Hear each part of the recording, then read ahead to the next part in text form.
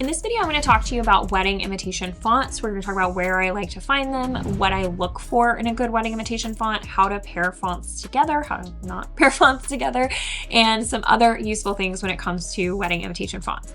So let's dive in. One of the first things I want to mention is licensing when it comes to wedding imitation fonts. If you are designing for yourself for personal reasons, you don't need a special license in most cases. However, if you are designing for commercial purposes, if you are selling these imitations, then you do need a commercial license. And even if your client has one, they can't just give you a copy of that font. You need to buy your own commercial license if you're the one making money off of it. So we'll talk about some places where you can get fonts that don't have need for a commercial license, but most of the nicer fonts that you're going to use and more fancy, fun, elaborate ones are going to require a commercial license. When it comes to wedding invitations, we typically want no more than 2 fonts on the same invitation. And you might look at this and think that there are more than 2 fonts because we have a bold version, an all caps, a lowercase version, and also an italics version. So that's something that I'm always looking for when I'm working with fonts, especially the body fonts, because I want to have some variation and I want to be able to use hierarchies such as distinguishing between the date as being bigger, the name of the venue versus the address. That address information is just not quite as important. So I like having the ability to use italics, bold, lowercase, uppercase, etc.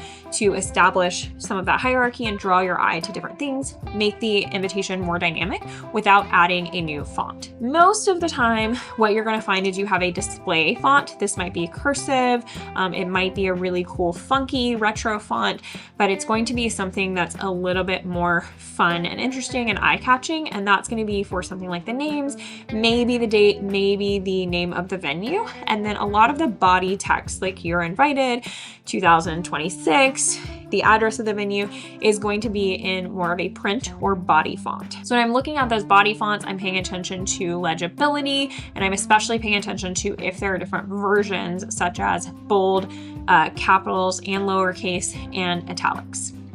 Sometimes there's something like a wide or thin version, such as this one, which is in my branding. And you can see there's thin, light, regular, demo, medium, semi-bold, bold, and black. Lots of different weights of this font. And then there's the alternate, which has slightly different characters, also in all of those same weights. So these are all the same font, and we can do a lot without introducing a new font. We can change the style and change the emphasis on different things without introducing a new font. However, this one doesn't have italics versions. When I'm looking at a display font, something that I really like is going to be called glyphs or swashes usually. I'll show you one, such as Malika Letter. This has a lot of swashes that you can choose from here, so you can see them when you highlight something in Illustrator or go into your glyphs panel, which is under Window, Type, and glyphs. I have several other videos about how to access this in different programs if you're not sure. But typically this is like if you have a double letter, instead of having it look just like 2 of the same letter, it's going to automatically look like 2 different Fs. So if we just type 2 Fs, it's going to look kind of repetitive and boring, but if we have those extra characters coded in, we get a little variation, and that's going to help it look unique, interesting, perhaps more handwritten. I often find that fonts have swashes for lowercase letters, but they don't have swashes for uppercase letters. So as an example, with this one, we don't have any swashes for this A. We don't have any other options. So if we wanted to do something where there's like a long tail on the front and the back of this name, we would have to change it to a lowercase letter. We couldn't use uppercase letters. So if you find a font where there are swashes and variants on the uppercase letters, that's really nice. My font, Sapphire Script, is one where I have at least 3 variations for every uppercase letter. It's not going to be that same level of swashes where it's like a cool swash on the front and the back, but we have different variations of every letter so that you can choose the one that fits the best with the style you're trying to meet. One great thing to note is that you often want extra variations on an M because you often have like Mr. and Mrs. a lot in your wedding address thing. So that's a common one that you want a lot of variations on an M, and you want to make sure there's an M that you really like. Best place to find fonts that are free for commercial use is Google Fonts. So this is one that I use a lot for my templates because most fonts don't come with a template license, even if they have a commercial license. Using them on templates is an extended license that's usually like $500 or more. So for templates, I'm often using Google Fonts here, and you can search by, fancy, cute, just lots of options, and there's a lot of beautiful things. One thing that I love about most Google fonts is that a lot of them have different styles. So this one has 2 styles. This one has, these are variable fonts, which we don't need to get into. That's kind of like having different styles. This one has 6 different styles. So when you look at it, you can see we have light, light italic, regular, regular italic, bold, and bold italic. So I like to choose specifically body fonts that have lots of different styles, specifically bolds, lights, and italics. One of my favorite fonts, Mrs. Eves, which is what we saw in this example, is an Adobe font. So I can use that as long as my Adobe subscription is active. There's a lot of really beautiful things in here. Again, if we click on like calligraphic, you can see some really cool, like this is not calligraphic in my opinion, but a really cool display font with that retro vibe. This one is really fun. So I like a lot of these fonts.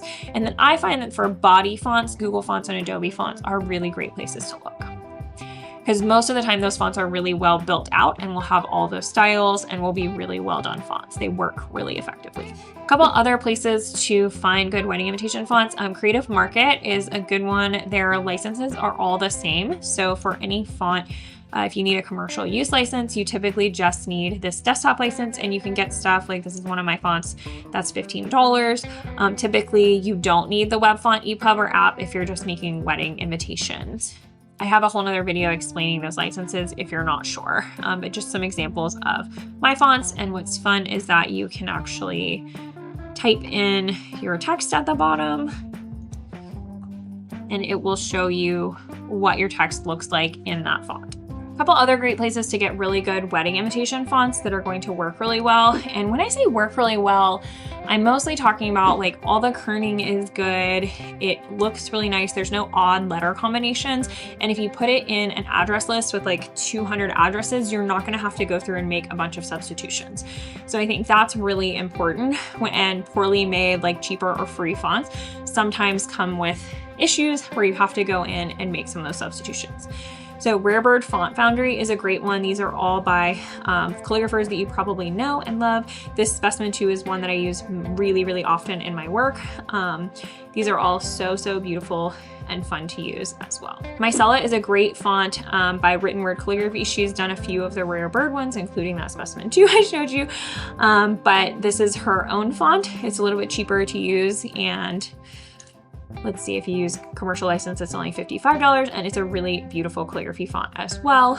Blessed Print makes stunning, stunning, incredible fonts for wedding invitations. Mozart is one of the most popular wedding invitations of all time. Juliet is one that I have been using like crazy. And lately he's been dividing them into like a basic version for more DIY designers, and then a pro version that includes all of the glyphs. So for instance, this one includes 1,500 glyphs that are absolutely beautiful and make his work just like so incredible. You can totally change the look of your calligraphy and make everything fit together so beautifully. For instance, this R is just only one small bit of the R's that he has as an option. So he always includes a lot of lowercase and uppercase glyphs there for you.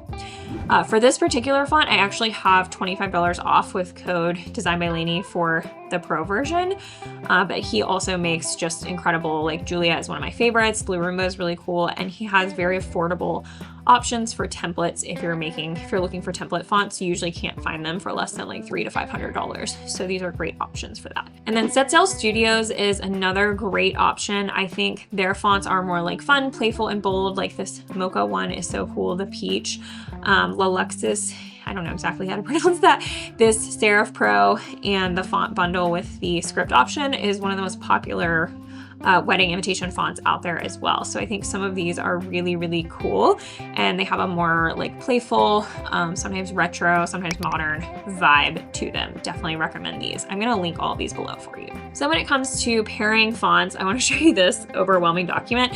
There are systems you can use to organize your fonts. I just haven't found any that I absolutely love, and some of them are made just for Mac, and I'm that one designer in the world who still uses a PC. So I like to kind of put my most popular ones here. I can sort through them. I can see how the same thing looks in them and how the sizes compare, and I can send these out to my clients. Usually I choose my fonts for clients, but if they're having a really hard time, I can send them a book of a few different like scripty style fonts, and they can tell me which ones they're more drawn to. And then I have some popular pairings that I like to show here as well. So when I'm pairing fonts, I'm looking for the fonts to have something in common. So as an example, this is Sapphire Script, my font that I've shown you a couple times. It's kind of thick. It's a little bit thicker than some other ones in the downstrokes, as well as even the thin lines are a little bit thicker. So we don't want something that feels too fragile, but there's a lot of contrast between those, and it's very rounded. There's no like sharp edges really to this font. So we want to use something that also feels kind of rounded, that matches kind of the thickness of those inner lines, or you could do something that matches the thickness of the outer lines. I feel like that's gonna be too bold, whereas this one is gonna be a little bit more formal and classic. So I've used a serif font here, and the contrast between the thins and the thicks is very similar in this serif font as it is to this print font. So we're seeing those two things really mirror each other nicely as well. This is an example of one that I love, and we use a serif font that feels kind of casual and fun, just like this one feels. Here's an example of a font not always working perfectly well. Is every time you have a capital S on this font, you have to add a space in front of it. So some of those things kind of bug me, but this font is pretty enough, and it was one of my most popular ones for a while. Something that's really scripty and modern and handwritten like this, I would pair with a sans serif. This one, kind of same thing. It's more classic. We try to mirror the contrast in the thicks and thins with that serif.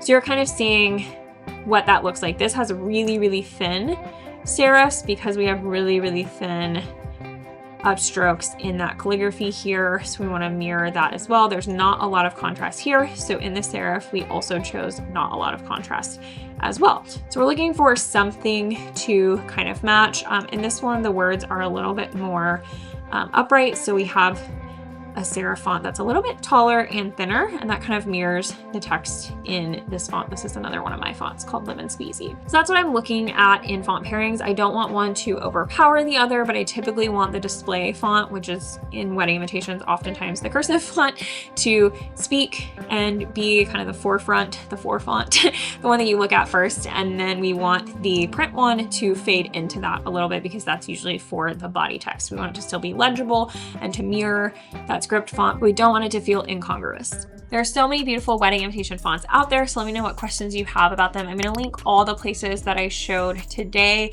in the description so that you can check those out and shop for yourself. Some of those will be affiliate links, so I really appreciate you using those if you shop, because it can support more free content on this channel. Let me know what questions you have about using wedding invitation fonts, and I can't wait to see what you design.